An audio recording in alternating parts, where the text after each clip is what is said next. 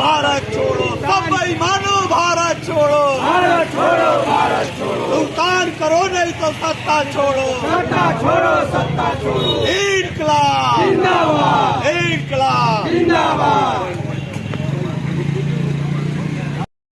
दोस्तों नमस्कार, जय हिंद जय भारत। नाम रमेश सिंह, ठगी पीड़ितों की आवाज़ संगठन का राष्ट्रीय अध्यक्ष, संगठन का संस्थापक, आज फिर आप लोगों के बीच में उपस्थित हुआ हूं।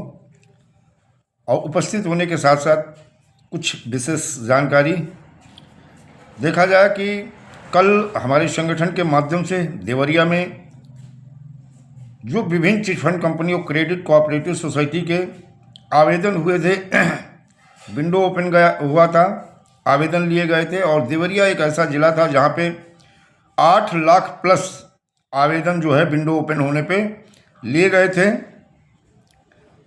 कल वहाँ रिमाइंडर दिया गया। रिमाइंडर देने के बाद में जिलाधिकारी महोदय से हमारे संगठन के राष्ट्रीय सलाहकार हैदर अली जी मुलाकात किए और बड़ी पॉजिटिव और सकारात्मक बात रही। उसके बाद में दूसरा ज्ञापन उसी समय थोड़ी देर के अंतराल पे अपर जिला मजिस्ट्रेट वित्त राजस्व को दिया गया, क्योंकि जहाँ वर्ष एक्ट में कलेक्टर साहब देख रही हैं केंद्रीय कानून वर्ष 2019 को लेकर के, तो वहीं वित्तीय अधिष्ठान जमाकर्ता हित संरक्षण अधिनियम 2016 को लेकर के अपर जिला मजिस्ट्रेट वित्त राजस्व देख रहे हैं।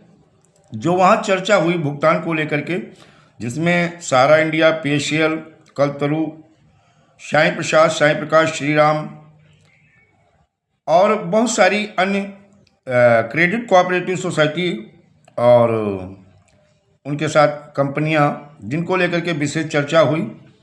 और वहाँ पे जो जिलाधिकारी हैं मैडम, उन्होंने बेहतर ढंग से बात की और चर्चा की और उन्होंने कहा ठीक है, इस चीज़ को हम देखते हैं, क्योंकि पहली बार शायद हमारे संगठन के जो राष्ट्रीय सलाहकार हैदर अली जी से मुलाकात, वो तो जाते रहते हैं, लेकिन ये मैडम बाद में आई हैं, तो उन्होंने कहा भी कि हमारी आपकी पहली मुलाकात हो रही है, हम इसे दिखवाते हैं।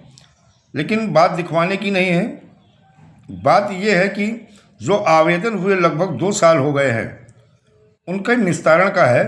उन्होंने कहा कि सहारा का पोर्टल के माध्यम से कुछ भुगतान हो रहा है, तो हमारे राष्ट्रीय सलाहकार ने उन्हें चीज़ें बताई कि हमें पोर्टल नहीं, हमें टोटल चाहिए, भुगतान टोटल चाहिए। तो उसी तरह से सहारा इंडिया हो या पल्स हो, कल्पतरू हो, साईं प्रकाश हो, श्रीराम हो, आपेश्वर, खेतेश्वर, ज्योतेश्वर, धोखेश्वर या अन्य कोई क्रेडिट कोऑपरेटिव सोसाइटी हो, जिसमें the Loni urban multi state credit cooperative society को लेकर के भी बात हुई।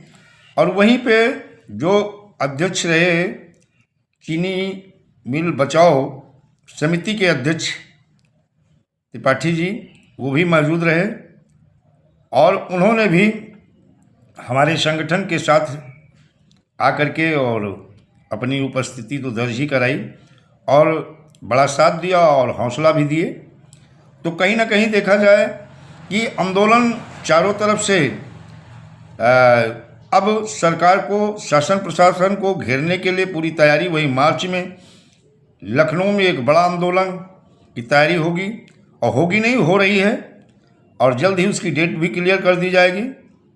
और राज्य सरकार को अवगत कराया जाएगा कि जो कानून है वर्ष 2019 यानी the banning of unregulated deposit scheme, जिसमें प्रावधान है जो अनरेगुलेटेड डिपॉजिट स्कीम है उन्हें प्रतिबंधित करना, और सक्षम अधिकारी जो राज्य सरकार द्वारा सक्षम अधिकारी नियुक्त किया गया है, उनके भुगतान के दावे लेकर के पुनर्भुगतान करवाना, ये जो कानून में प्रावधान है उसके तहत अतिशीघ्र इन सक्षम अधिकारियों को दिशा निर्देश दे कि चाहे कोई क्रेडिट कोऑपरेटिव सोसाइटी हो और चाहे वो चिटफंड कंपनी हो, इनके अतिशीघ्र जो आवेदन हुए हैं उनका भी निस्तारण किया जाए, और जो अभी स्कैम हुआ है उस स्कैम का भी निस्तारण किया जाए।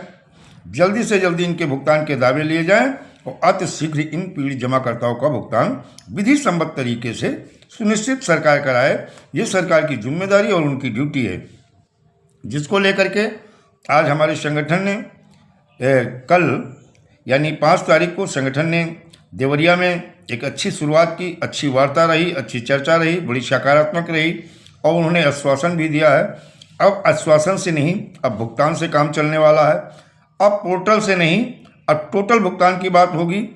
और मार्च में राज्य सरकार को घेरने का पूरा विधि सम्मत तरीके सत्याग्रह के माध्यम से शांतिपूर्वक ढंग से ये कार्य किया जाएगा और कानून के दायरे में रहकर, संविधान के दायरे में रह के काम किया जाएगा और अपनी बात सरकार तक, निवेशकों की पीड़ा और जमा और कार्यकर्ताओं की पीड़ा सरकार तक पहुंचाई जाएगी। जो पुलिस अधिकारी जबरन धन वसूली कर रहे हैं या किसी गरीब को अपना टारगेट करके उनके पूरे परिवार के ऊपर एक तरफ से मुकदमा पंजीकृत कर रहे हैं, उनका उत्पीड़न कर रहे हैं, उनका शोषण कर रहे हैं, इस बात को भी माननीय मुख्यमंत्री महोदय के समक्ष रखी जाएगी। और निवेशकों को जहां भुगतान दिलाया जाएगा, वहीं पीड़ित और जिनके साथ उनका उत्पीड़न और शोषण हो रहा उन्हें न्याय भी दिलाया जाएगा, ये तय है। और अगला प्रोग्राम हमारा जो होना है, कल हम महानिदेशक वित्त फाइनेंस के वहाँ गए, जहाँ साहू जी से मुलाकात हुई और पोर्टल पे बताया काम चल रहा। हमने कहा इतना लंबा समय पोर्टल पे नहीं चलना चाहिए, अतिशीघ्र विंडो पोर्टल लाया जाए और जो आवेदन है वो विधि सम्मत तरीके से लिए जाए। वहीं कल हम सेंट्रल रजिस्ट्रार आयुक्त से मिले थे, उनसे भी चर्चा हुई थी दालोनी urban multi state credit cooperative society को लेकर के, जो वाइंड अप हुई है और लिक्विडेटर नियुक्त हुआ है, कैसे भुगतान के दावे लिए जाएंगे, उस पर विशेष चर्चा हुई। और उन्होंने एक बड़ा आश्वासन भी दिया था कि किसी को बहुत ज़्यादा परेशान होने की ज़रूरत नहीं है, पीड़ित जमाकर्ताओं का भुगतान सुनिश्चित कराया जाएगा और विधि सम्मत तरीके से कराया जाएगा।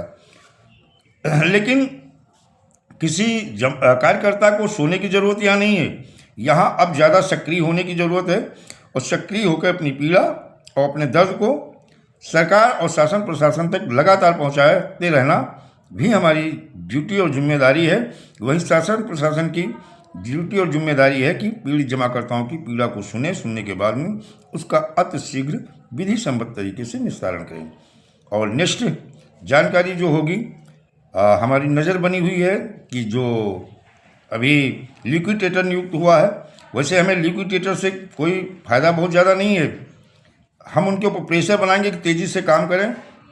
हमें पोर्टल नहीं टोटल चाहिए, हमें लिक्विडेटर नहीं भुगतान चाहिए और इसको लेकर के हम केंद्रीय कानून वर्ष एक्ट के तहत मांग करेंगे। अब बनता है कि नहीं बनता है वर्ष एक्ट में, लेकिन हम कुल मिला के चाहेंगे कि वर्ष एक्ट के तहत ही अतिशीघ्र भुगतान करवाया जाए, जिससे पीड़ितों को जल्द से जल्द न्याय मिल सके, उनका पैसा मिल सके। इसके लिए लगातार हम आंदोलन भी करेंगे और आंदोलन के साथ साथ अपनी बात को हर स्तर पर उठाने का प्रयास करेंगे और न्यायालय से भी जल्द ही शायद पीड़ित जमाकर्ताओं के लिए कोई बड़ी और राहत की खबर मिलेगी। दोस्तों, जय हिंद, जय भारत, वंदे मातरम।